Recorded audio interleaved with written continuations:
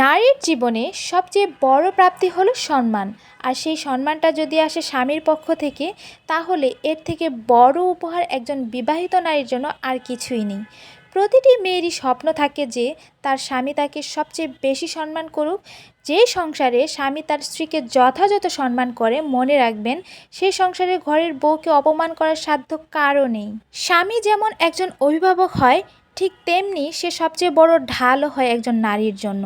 তাই পুরো পৃথিবী বিপক্ষে থাকলেও যদি একজন স্বামী সঠিক মর্যাদা দিয়ে তার স্ত্রীর হাত ধরে রাখে, বড় থেকে বড় যুদ্ধও জয় করা সম্ভব। হে এভরিওয়ান, আসসালামু আলাইকুম, welcome back to my new another blog. অনেক দিন যাবৎ আমার ডেইলি ব্লগ আমি আপলোড করছি না, খুবই অলস হয়ে গেছি। তো আজকে মনে হয়েছে যে আমি একটা ডেইলি ব্লগ আপনাদের সাথে শেয়ার করব। সকাল থেকে সন্ধ্যা পর্যন্ত কি করলাম সব আজকে আপনাদের সাথে শেয়ার করব। তো চলুন শুরু করি। তো সকালবেলা উঠে আমি এই তো 2টা পরোটা বানিয়ে নিয়েছি, আর বানানোটা আপনাদের সাথে দেখাইনি, সুন্দর করে ভেজেও নিয়েছি, আর সাথে চা। আর এই চা পরোটাটা আমার খেতে খুবই ভালো লাগে, যার কারণে সকাল সকাল অলসতা সব দূরে ঠেলে দিয়ে আমি এই যে চা পরোটা খাচ্ছি। আর এইভাবে খেতে কিন্তু আমার খুবই ভালো লাগে। এক দুপুর আমার আর কোনো টেনশন নেই, আমার এই 1 কাপ চা আর এই 2টা পরোটা আর 1 গ্লাস পানি, ব্যাস, আর কোনো কাজ নেই। আর আজকে যেহেতু বাসায় একদমই সবজির বাজারটা শেষ হয়ে গেছে, তো ভাবলাম যে একটু বাজারে যাব। তো বাজারে যাওয়ার আগে আমি যেহেতু মুরগি রান্না করব, এটা ভিজিয়ে যাই, কারণ এটা একদমই পুরো বরফ হয়ে গেছে। ফ্রিজ থেকে আমি ভিজিয়ে জাস্ট বাজারে চলে গিয়েছিলাম। তো বাজার থেকে আসার পরে আমি আপনাদের সাথে দেখাচ্ছি কি কিনেছিলাম। এখানে একটা চাল কুমড়া ছিল, আর ছিল হচ্ছে করলা, লেবু। আমি তো খুব অল্প পরিমাণে বাজার করি, কারণ হচ্ছে আমরা 1 দিন 2 দিন পর পরই বাজার করি, আর আমরা মানুষ হচ্ছি 2 জন মানুষ। তো যার কারণে আমরা খুবই অল্প পরিমাণ বাজার করি।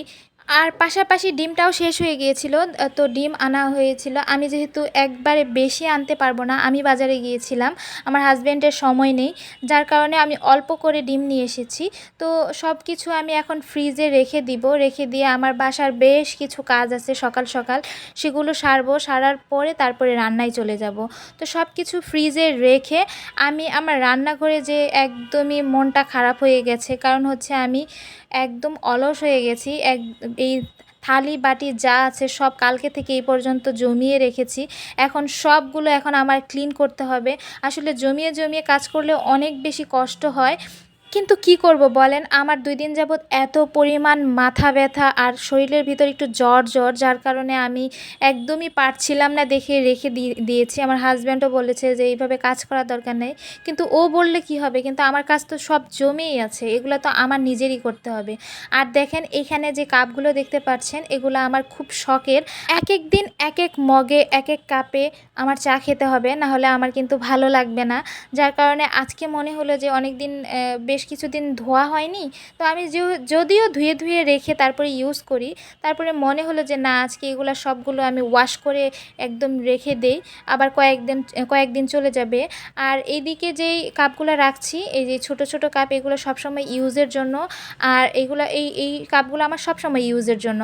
আর এখানে যেটা রাখছি, অনেক সময় পানি খাই বা কিছু, খুব কম টাইম আমি ব্যবহার করি। তো ওগুলো সব কিছু ওয়াশ করে তারপরে আমার বাসার যত কাজকর্ম ছিল সব সেরে আমি এখানে রান্নায় চলে এসেছি। সেটা হচ্ছে আজকে আমি এই চাল কুমড়াটা রান্না করব, কারণ হচ্ছে চাল কুমড়া আমার ভাজিটা অনেক বেশি ভালো লাগে। তো ভাবলাম যে আজকে এই চাল কুমড়াটা ভাজি করব আর মুরগির মাংস রান্না করব। আর এত কাজ করেছি, কাজ করে একদম পুরো টায়ার্ড হয়ে গেছি, আর এর থেকে বেশি কিছু আর রান্না করতে পারবো না। যার কারণে এই তো চাল কুমড়াটা কেটে নিচ্ছি। আপনারা চাল কুমড়া কে পছন্দ করেন অবশ্যই কিন্তু কমেন্ট করে জানাবেন। আর সবগুলো এরকম আমি কুচি কুচি করে নিয়েছি। তো যাই হোক, আমি ইন্ট্রো দিতে যেয়ে আপনাদের এক পক্ষের কথা বলেছি, অপর পক্ষের কথাও তো আপনাদের শুনতে হবে। অপর পক্ষে আমার কাছে মনে হয় বউদের যে সম্মানটা নিজের আদায় করে নিতে হয়, সেটা হোক ব্যবহারের মাধ্যমে বা যে কোনো উপায়ে। মনে রাখবেন, আপনাকে এমনি এমনি কেউ সম্মান করবে না। আর সম্মান ব্যাপারটা একদমই মনের ব্যাপার, সেটা মানুষের মন থেকে আসে।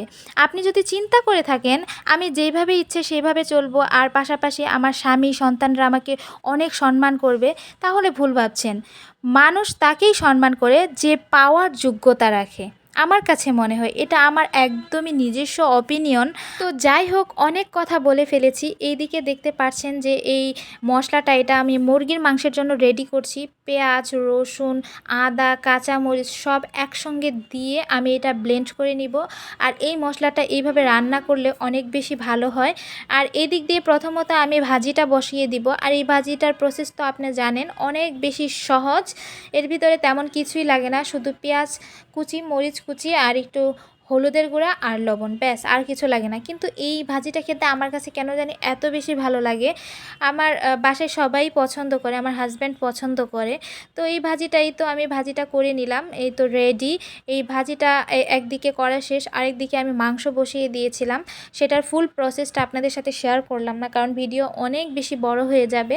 যার কারণে এই তো এই মাংসটাও আমি রান্না করে নিয়েছি। তারপর খাওয়া দাওয়ার পর বিকেলবেলা সন্ধ্যার আগে আমার মনে হয়েছে যে একটু থাই স্যুপ খাবো। বাইরে ঠান্ডা ঠান্ডা আবহাওয়া, অনেক দিন ধরে ভাবছিলাম যে থাই স্যুপ বানাবো। আমার বারান্দায় লেমন গ্রাস হয়েছে, যার কারণে ভাবছিলাম। তো এখান থেকে একটা লেমন গ্রাস আমি নিয়ে নিলাম। আর খুব অল্প পরিমাণে আমি স্যুপটা বানাবো, কারণ হচ্ছে বাসায় আমি একা, আর একার জন্যই আমি বানাবো। তো এই রান্নার ফুল প্রসেসটা আমি আপনাদের সাথে শেয়ার করলাম না, কারণ ভিডিও অনেক অনেক বেশি এমনিতেই বড় হয়ে গেছে। এটা খেতে কিন্তু খুবই মজা হয়, আপনারা এর লুকিং দেখেই বুঝতে পারছেন। তো ফুল ভিডিওটা আপনাদের সাথে অবশ্যই অবশ্যই শেয়ার করব। তো যাই হোক, বিদায় নিয়ে নিব আজকে। আমার এই ছোট্ট ব্লগটি আপনাদের কাছে কেমন লাগলো, যদি একটুও ভালো লেগে থাকে অবশ্যই শেয়ার করবেন। আল্লাহ হাফেজ।